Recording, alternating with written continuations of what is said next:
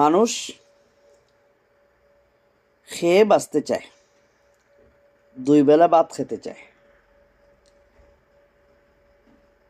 মানুষ টাকা ইনকাম করতে চায়। এটা কিন্তু বলে না কোনো রাজনৈতিক দল, শুধু এইটাই বলবে মানুষ দুই বেলা ভাত খেতে চায়, কোনো দেশ সংস্থার চায় না। এটা কার ভাষা বুঝতে পারছেন? এটা হচ্ছে বিএনপি মহাসচিব মির্জা ফখরুল ইসলাম আলমগীর। তো উনি এই কথাটি বোঝাতে চাচ্ছেন যে ওনার একটু খিদাটা লাগছে, কারণ দীর্ঘ 15-16 বছর ধরে, তো 17 বছর, আপনি যদি 2007 থেকে হিসাব করেন তাহলে এখানে দেখেন কত কত বছর আসে। তার মানে হচ্ছে 7-7-14 আর 10-24, অর্থাৎ 17-18 বছর ধরে ক্ষমতার বাইরে। এখন 18 বছর ধরে ক্ষমতার বাইরে থাকার কারণে তাদের একটা খাওয়া দাওয়া হচ্ছে না।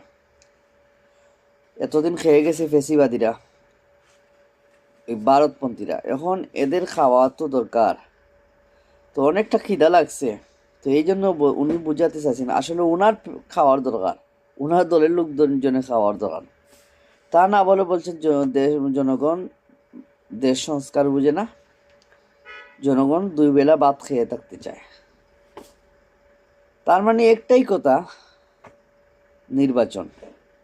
তার মানে একটাই কথা, তাদের ক্ষমতা। তো আমাদের গত কয়েকদিন আগে সম্মানিত মুফাসসির আব্দুল্লাহ আল আমিন একটা কথা বলছিলেন ওয়াজের মধ্যে, যে টিচার স্টুডেন্টকে বলছে যে বাবা বা অমুক, তুমি বড় হয়ে কি করবে? তার একটাই কথা, বিয়া করবে। তার এর বাদে আবার জিজ্ঞাসা করলো, তুমি আমাদের কি উপহার দিতে চাও? আমরা আমাদের জন্য কি করতে চাও? নাতি নাতনি উপহার দিতে চাই।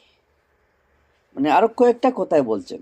তো এই যে মির্জা ফখরুল ইসলাম আলমগীর জীবনে কোনো যে আন্দোলন করে নাই, আর এই ফেসিবাদীর পতনের পিছনে কোনো শক্ত ভূমিকা রাখতে পারে নাই, বরঞ্চ ফেসিবাদীর সাথে আঘাত করে গেছে, যার কারণে কিন্তু এই ফেসিবাদীরা আরও শক্তিশালী হয়ে উঠছিল।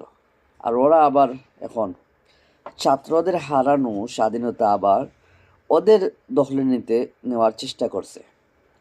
হ্যাঁ, এরা নির্বাচন দিবে আর ওরা ক্ষমতায় চলে যাবে আর লুটপাট করে নেবে। ছাত্রকে মেনে নিবে? অনেক সহ্য করছে। আমি ডক্টর ইউনূস স্যারকে অনুরোধ করছি, আপনারা অতি সহজে নির্বাচন দিবেন না, অন্তত 2028 সাল পর্যন্ত আপনারা সংস্কার করেন, পরে দেন নির্বাচন। এদের একটা